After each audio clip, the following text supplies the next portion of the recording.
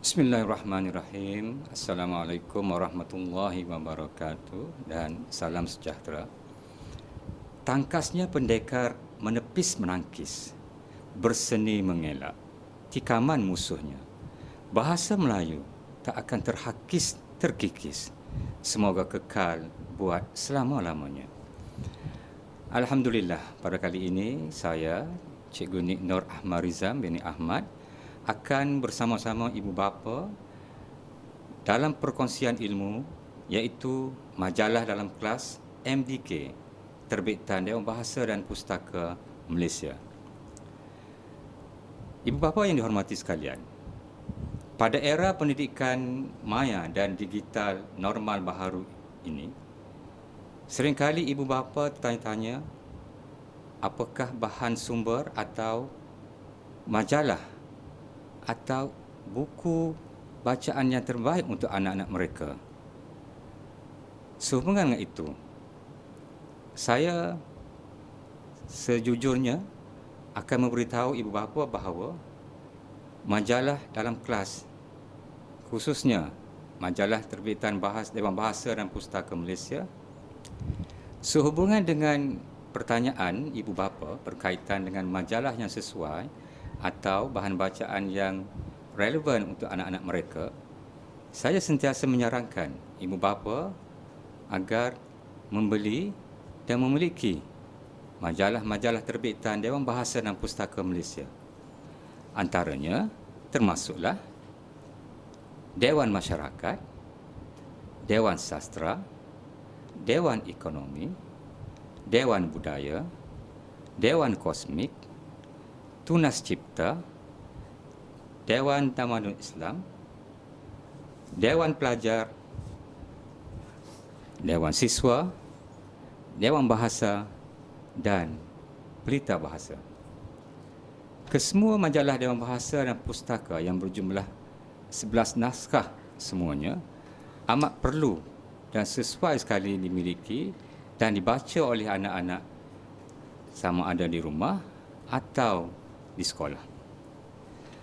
Baiklah, ibu bapa yang dikasihi sekalian, majalah-majalah terbitan Dewan Bahasa dan Pustaka seyogianya dimiliki dan dibaca oleh setiap anak-anak yang cinta akan ilmu dan bahan bacaan bercetak yang bermutu dan berkualiti. Kendati pun pada era norma baharu pendidikan kini, kebanyakan masyarakat, terutamanya anak-anak, mula beralih arah membaca bahan-bahan bacaan secara dalam talian atau secara buku elektronik. Bagi golongan pendidik pula, baik guru sekolah rendah maupun guru sekolah menengah, majalah-majalah terbitan Bahasa dan Pustaka masih relevan dan amat sesuai sekali untuk dijadikan bahan sumber dan bahan bantu mengajar tambahan selain buku teks.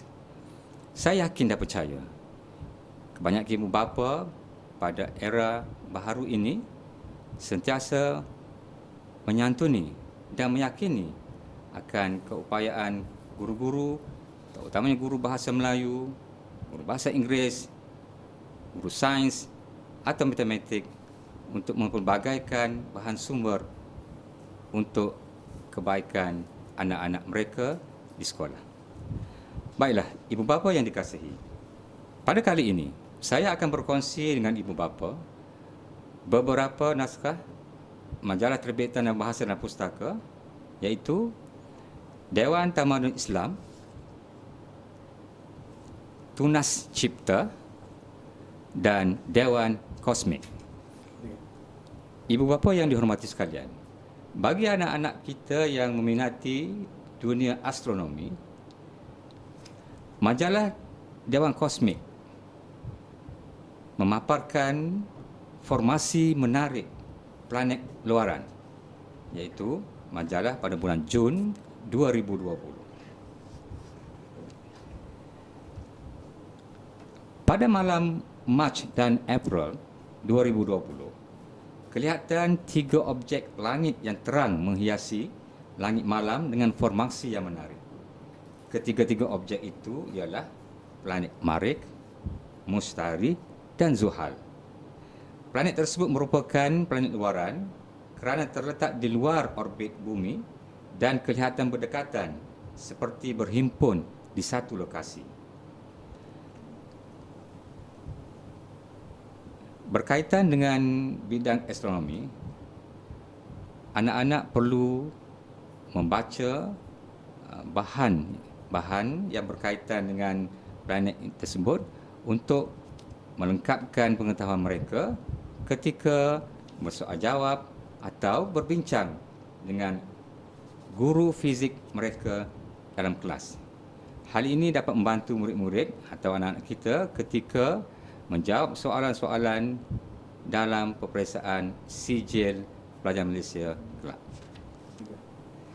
Dalam ruangan forensik, iaitu rencana yang bertajuk Kesan Tapak Kasut dalam Siasatan Jenayah, anak-anak atau murid-murid dapat mempelajari dan mengambil ilmu berkaitan dengan prinsip pertukaran lokat, iaitu setiap kali sesuatu bahan bersentuhan dengan bahan yang lain, bahan tersebut boleh mengambil atau meninggalkan sesuatu di belakangnya.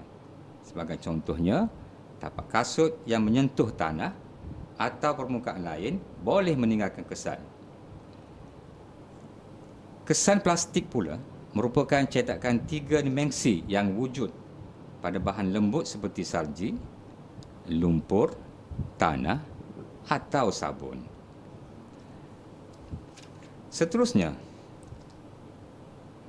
kasut yang dirampas daripada suspek, sebagai contohnya, dalam masa beberapa minit hingga 1 jam selepas jenayah itu berlaku, mungkin ialah kasut yang sama dipakai oleh suspek ketika jenayah dibuat.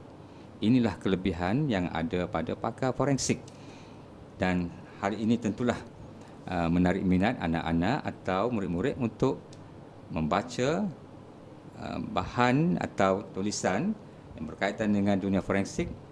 Seterusnya, menanam minat anak-anak untuk menjadi seorang pakar forensik suatu hari nanti, insya-Allah. Baiklah, ibu bapa yang dihormati sekalian,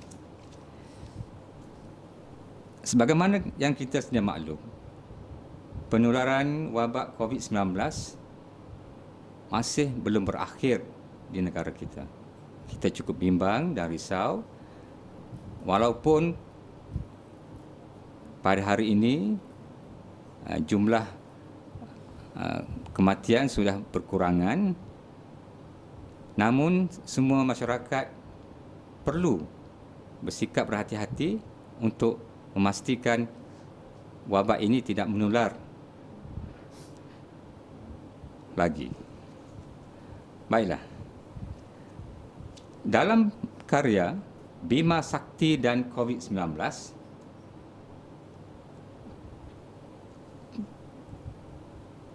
penulis Kasim Bahali menyatakan bahawa berjuta-juta bintang membentuk seperti satu jaluran dalam galaksi Bima Sakti merentasi langit pagi itu. Kehadiran 3 buah planet tersebut yang jelas kelihatan dengan mata kasar tersusun menghiasi langit menjadikan suatu pemandangan yang sangat indah. Dalam tempoh pandemik COVID-19, aktiviti orang ramai berada pada tahap minimum. Semua orang kebanyakannya tinggal di dalam rumah sebagai usaha untuk memutuskan rantaian COVID-19. Seluruh alam menjadi lebih bersih dan segar jika dibandingkan dengan sebelum penularan COVID-19. Dengan kualiti alam yang semakin baik, keadaan ini memberikan peluang kepada pencerap astronomi untuk melihat langit malam yang lebih cerah. Galaksi Bima Sakti berupaya dilihat dengan mata kasar dengan lebih jelasnya ketika langit tidak berawan. Baik. Hal ini penting kerana kebanyakan murid kita ada yang tidak mengetahui punca sebenar haiwan liar menyebarkan virus penyakit. Saya ingin berkongsi dengan ibu bapa dan guru-guru betapa pentingnya kita mengetahui punca sebenar penyebaran virus penyakit ini. Sejak berabad-abad yang lalu, haiwan liar diburu untuk dijadikan sumber makanan. Kini terdapat beberapa faktor yang menyebabkan haiwan liar dijadikan bahan makanan. Antaranya termasuklah kandungan nutriennya. Perkara ini biasanya melibatkan penduduk di negara yang miskin tetapi kaya dengan sumber fauna seperti di Afrika dan Brazilian Amazon. Masyarakat ini berburu disebabkan kebergantungan mereka pada haiwan liar sebagai sumber protein. Berlainan pula bagi penduduk di negara maju. Pengambilan daging haiwan liar bertujuan untuk mencuba makanan yang luar daripada kelaziman. Baiklah, guru-guru bolehlah berkongsi dengan murid-murid tentang artikel ini dalam aktiviti berkumpulan.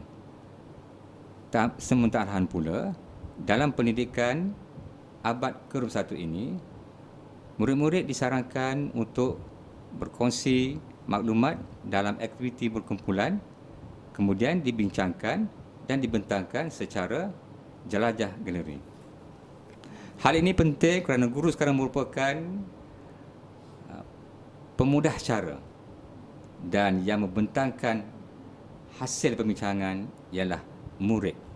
Inilah yang perlu dititik beratkan dan diajarkan agar murid-murid kita dapat berfikir di luar kotak. Baiklah. Majalah seterusnya ialah Tunas Cipta. Ibu bapa sedia maklum, anak-anak yang kita kasihi berminat dalam dunia penulisan fakta atau suka berkarya. Dengan kata lain, mereka meminati dunia sastra. Baik, dalam majalah Tunas Cipta, antara kandungan yang terpapar termasuklah rencana tunas, borak orang muda, pena sutera, ulasan cerpen, ulasan sajak, tunas kata, ilham kembara, hak cipta, ulasan buku, puisi, cerpen, istilah semasa dan puisi tradisional.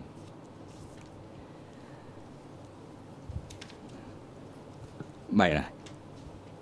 Bagi anak-anak yang meminati dunia sastra, amat wajar sekali ibu bapa membelikan anak-anak majalah Tunas Cipta.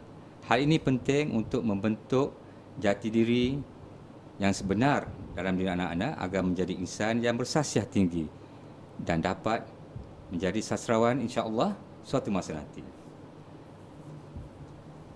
Dalam rencana tunas yang bertajuk Sensitiviti Penulis dan COVID-19, antara maklumat yang dapat kita kongsikan melalui tulisan tersebut termasuklah penulis yang serius tidak membataskan diri menukangi perkara yang indah semata-mata, tetapi menyelongkar bahagian kehidupan yang pahit. Hal tersebut tidak melibatkan wang, pangkat atau teknologi, tetapi pandemik yang bernama COVID-19. Ibu bapa yang dihormati sekalian, dalam tempoh 5 bulan pertama kemunculannya, COVID-19 telah menjangkiti 2 juta penduduk dunia dengan jumlah sebanyak 126,811 kematian. Dengan berdasarkan jumlah kematian tersebut, COVID-19 menjadi pandemik yang paling pantas selepas jangkitan global SARS atau sindrom pernafasan Timur Tengah, iaitu MERS. Ibu bapa yang dikasihi sekalian, dalam ruangan pena sutra, kelaziman baharu dunia buku memberikan ilham yang cukup banyak kepada murid-murid atau anak-anak kita untuk menelusuri karya tersebut dari awal hingga akhir. Saya ingin berkongsi dengan ibu bapa dan murid-murid, iaitu impak ketiadaan acara pembukuan secara fizikal ini jelas dapat dirasakan oleh mereka yang bergantung pada acara seumpama itu. Memindahkan acara fizikal ke platform digital memerlukan masa khusus untuk penyesuaian. Di sini, soal kesetiaan pengunjung acara perbukuan bakal dicabar oleh kebiasaan baharu. Adakah pengunjung sanggup membayar untuk menyertai acara dalam talian yang rata-ratanya boleh diakses secara percuma? Sekiranya bayaran dikenakan, adakah acara tersebut mampu meraih sambutan menggalakkan dalam kalangan pengunjung? Hal inilah yang memberikan perhatian atau polemik yang dapat kita kongsikan dengan anak-anak kita. Malahan guru-guru dapat mengajak murid-muridnya untuk berbincang bagi menyelesaikan masalah tersebut. Baiklah, seterusnya, bagi anak-anak kita yang meminati dunia sajak, bolehlah menulis sajak atau cerpen untuk disiarkan dalam majalah Tunas Cipta. Hal ini penting kerana anak-anak perlu dididik dan dibentuk dan diberikan ilham agar mereka sentiasa mencuba untuk menulis puisi atau cerpen yang berkualiti untuk disiarkan dalam majalah Tunas Cipta. Seterusnya, melalui halaman Ilham Kembara, anak-anak kita atau murid-murid sekolah yang mempunyai pengalaman berkunjung atau mengembara bolehlah mengarang atau menulis pengalaman tersebut untuk disiarkan dalam majalah. Majalah ini seyogianya dimiliki dan dibaca oleh ibu bapa dan juga anak-anak yang kita kasihi. Antara kandungan yang terdapat dalam Dewan Tamadun Islam termasuklah kalam editor, pedoman, tamadun, semasa, mehnah, doa, puisi jawi, fikrah, ta'dib, tasawur, bicara hikmah, tajdid, tarbiyah, pedoman, doa, ilmuwan Islam, istilah semasa, puisi, muhasabah, cerpen, renungan, pedoman dan teka silang kata jawi. Seterusnya, guru-guru dan juga ibu bapa dapat mendidik anak-anak dan murid-murid tentang isu semasa, iaitu maqasid syariah dan kemaslahatan sejagat mendepani COVID-19. Dalam situasi sekarang, kebanyakan penulis atau pengkarya akan menulis artikel atau esei yang berkaitan dengan isu semasa. Isu semasa sekarang adalah berkaitan dengan pandemik COVID-19. Saya ingin berkongsi dengan ibu bapa dan guru-guru serta murid-murid dan juga anak-anak yang berada di rumah, iaitu Islam merupakan agama yang membawa risalah sejagat, iaitu alamiah, untuk mendasari keperluan manusia bagi kesejahteraan yang seimbang dan kebahagiaan lestari dunia dan akhirat. Sebagai agama yang sempurna, Islam sentiasa mempermudah segala urusan ibadat dan muamalat harian walaupun dalam keadaan yang sukar. Allah Subhanahu Wa Taala berfirman yang bermaksud, Allah menghendaki kamu beroleh kemudahan dan Dia tidak menghendaki kamu menanggung kesukaran. Surah Al-Baqarah ayat 185. Ibu bapa yang dimuliakan, dunia dikejutkan dengan kehadiran wabak COVID-19 yang menggemparkan seluruh warga dunia tanpa mengenal agama dan bangsa. Kekalutan ini memerlukan perhatian pihak kerajaan sepenuhnya di bawah tanggungjawab Majlis Keselamatan Negara MKN, yang antara misi utamanya termasuklah meneraju penggubalan dasar dan pengurusan keselamatan negara secara komprehensif, bersepadu dan berkesan. Dalam pelaksanaan syiar Islam ketika wabak ini, pihak berkuasa agama Islam tetap akur dengan perintah kerajaan, tetapi pada masa yang sama tetap menjaga syariat Islam.